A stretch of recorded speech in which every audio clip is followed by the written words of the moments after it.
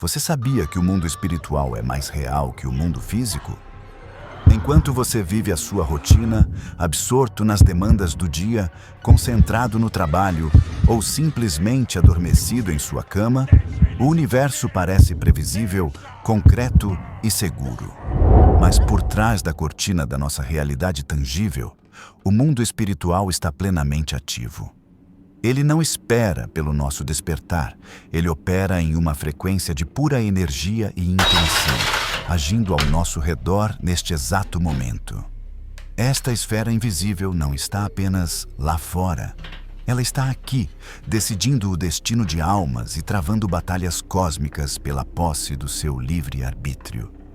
E quando as forças mais sombrias desse plano superior decidem romper o véu, elas procuram um hospedeiro. Hoje, vamos desvendar a aterrorizante verdade sobre a possessão demoníaca, a invasão máxima que prova que o perigo mais profundo não vem daquilo que você pode enxergar, mas de algo que busca tomar o que há dentro de você.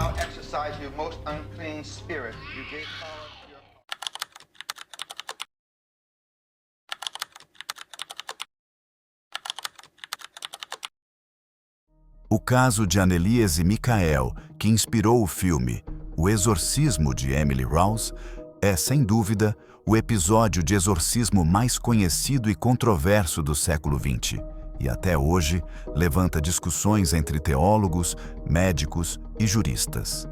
A seguir, vou te contar de forma abrangente e cronológica o que aconteceu. Anneliese nasceu em 21 de setembro de 1952 em Leibelfing, Alemanha Ocidental, numa família católica devota. Seus pais, Joseph e Anna Michael, eram praticantes fervorosos. Sua mãe, inclusive, havia pensado em ser freira. O lar era profundamente religioso e Anneliese cresceu participando ativamente da igreja e da catequese.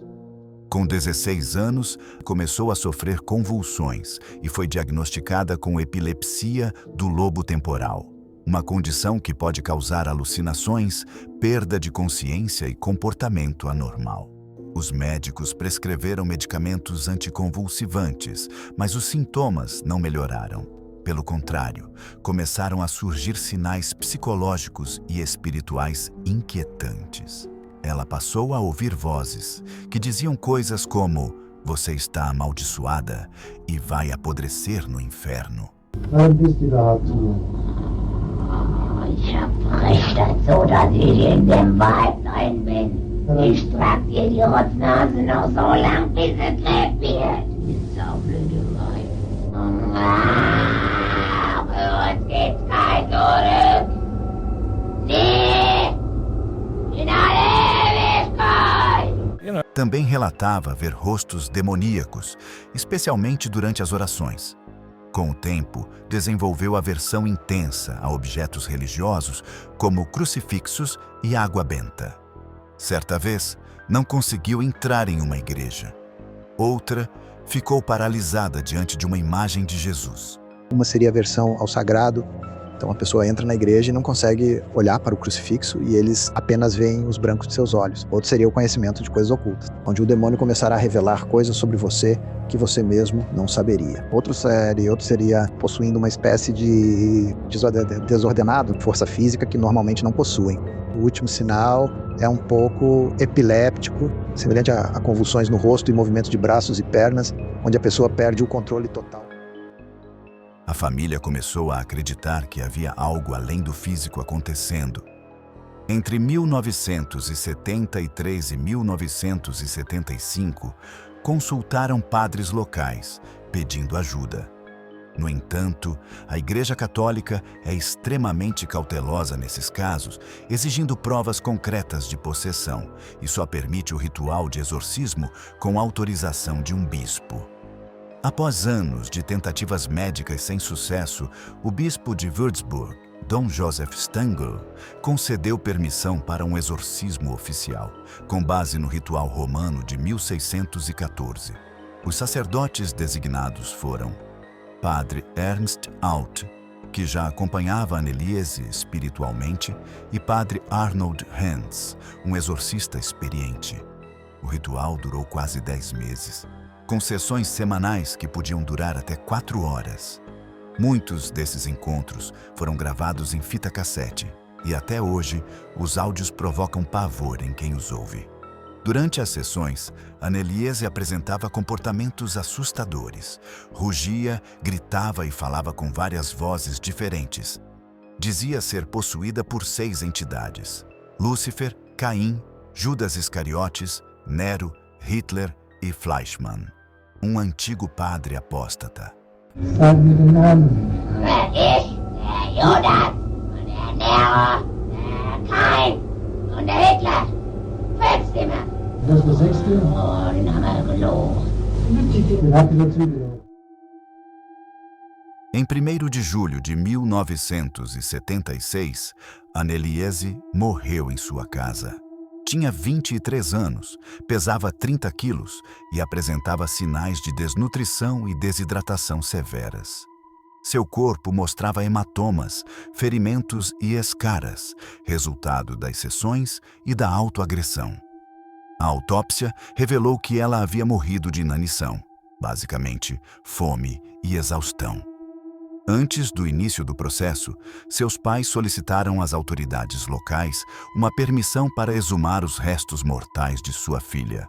Eles fizeram esta solicitação após terem recebido uma mensagem de uma freira carmelita do distrito de Allgäu, no sudoeste da Baviera, que relatou aos pais da jovem que teria tido uma visão na qual o corpo dela ainda estaria intacto ou incorrupto e que esta seria a prova definitiva do caráter sobrenatural dos fatos ocorridos. O motivo oficial que foi dado às autoridades foi o de que ela tinha sido sepultada às pressas em um sarcófago precário. Entretanto, os relatórios oficiais divulgaram a informação de que o corpo já estava em avançado estado de decomposição. As fotos que foram tiradas durante a exumação jamais foram divulgadas. Várias pessoas chegaram a especular que os exumadores moveram o corpo dela do antigo sarcófago para o novo feito de carvalho, segurando-o pelas mãos e pernas, o que seria um indício de que o corpo não estaria na realidade muito decomposto. Os pais e os padres exorcistas foram desencorajados a ver os seus restos mortais. Mais tarde, o padre Arnold Renz afirmou que teria sido advertido a não entrar no mortuário.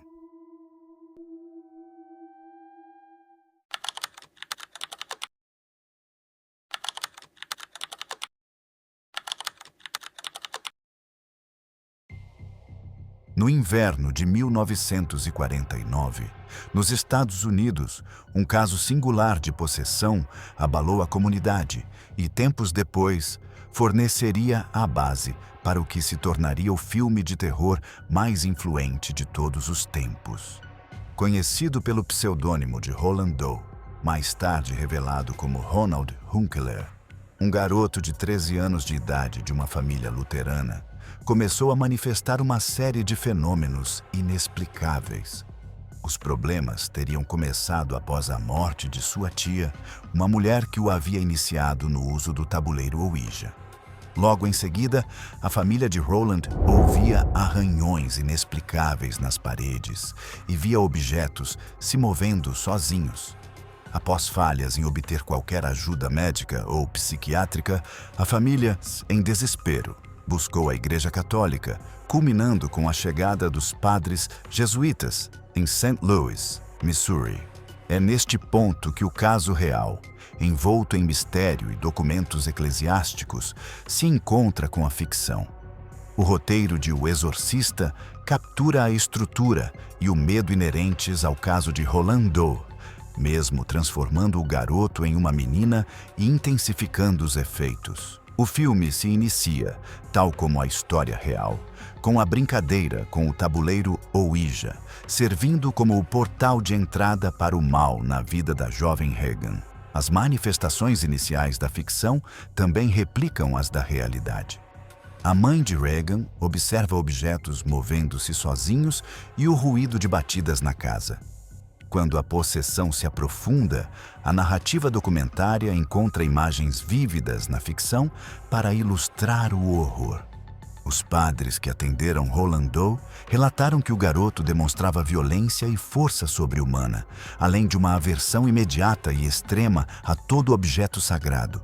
Além disso, a intensidade e a desumanização do jovem real são representadas na tela. O garoto supostamente falava em vozes guturais e se contorcia violentamente, algo que a atriz Linda Blair e a voz demoníaca do filme traduziram em imagens chocantes, como os gritos e a mudança de tom da personagem. Ainda que o filme tenha transformado os relatos de cama chacoalhando em levitações espetaculares e os vômitos reais em um jato esverdeado icônico, a essência do terror é a mesma. O desespero de uma família enfrentando uma entidade que desafia a compreensão e que exige a intervenção final dos sacerdotes jesuítas. A luta atingiu seu clímax em 18 de abril de 1949, no Hospital Alexian Brothers, quando, durante o ritual, o garoto teria gritado "Satã", antes de repente se acalmar e declarar que ele se foi, referindo-se ao demônio. Diferentemente do caso de Anneliese, que infelizmente perdeu sua vida, após o evento, Roland Doe não apresentou mais comportamento estranho e foi considerado curado, vivendo uma vida normal e se casando, tendo inclusive trabalhado como engenheiro na NASA, a agência espacial norte-americana, sempre buscando manter seu passado em segredo. Percorremos as sombras de dois casos que testaram os limites da ciência e da fé. A Batalha de Roland Doe, que inspirou o maior clássico do terror, e o destino trágico de Anneliese Michel. Em ambos os testemunhos, a realidade se dobra e o inexplicável se manifesta com uma violência que o racionalismo moderno luta para aceitar. Diante dos fenômenos que desafiam a física e o conhecimento médico, somos forçados a confrontar uma verdade que vai além da matéria que podemos ver ou tocar. Que há, de fato, uma dimensão invisível, um mundo espiritual, cujas forças podem impactar profundamente o nosso plano de existência. Não se trata apenas de crença, mas de um padrão de eventos que, ao longo da história, demonstra que a alma humana é um campo de batalha, um território disputado. Tanto os padres que lutaram por Roland Doe, quanto aqueles que acompanharam Anneliese Michel, buscaram, em última instância, restaurar a liberdade do indivíduo. E a grande narrativa que permeia todas as culturas e épocas, filosófica e espiritualmente, é a da libertação. A busca pela quebra das correntes que nos prendem, seja pela doença da alma, seja pela influência de algo exterior. Há uma promessa ancestral, um chamado profundo à nossa essência, que busca, através do Espírito, proclamar liberdade aos cativos e devolver a visão aos que não conseguem mais enxergar a luz da própria dignidade. A história da possessão, afinal, é a história da humanidade em busca da sua inalienável liberdade.